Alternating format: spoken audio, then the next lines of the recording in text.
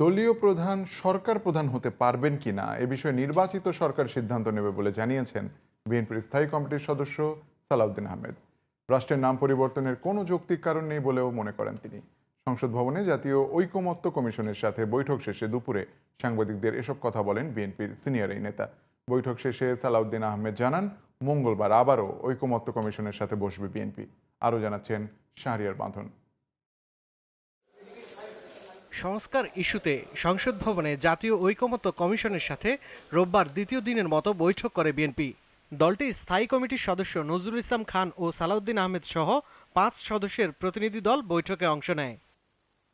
বৈঠকের আগে সালাউদ্দিন আহমেদ বলেন, সংস্কার কমিশনকে সব ধরনের সহযোগিতা করছে বিএনপি। স্বচ্ছতার সাথে এবং আন্তরিকতার সাথে এবং খুব সিরিয়াসলি আমরা এই সংস্কার কার্যক্রমের সাথে সহযোগিতায় আছি।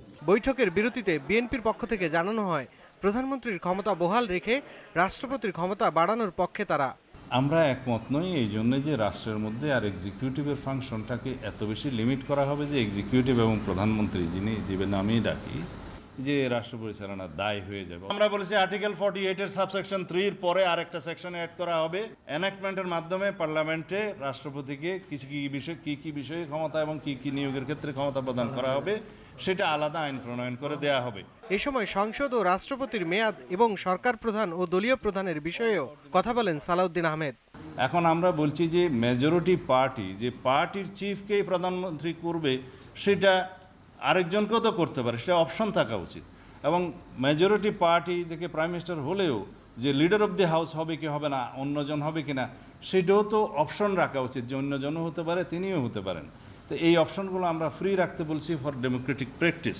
দেশের স্বার্থে জাতীয় ঐকমত্য কমিশনের সাথে বিএনপির আলোচনা অব্যাহত থাকবে বলেও জানান দলের সিনিয়র নেতা নজরুল ইসলাম খান।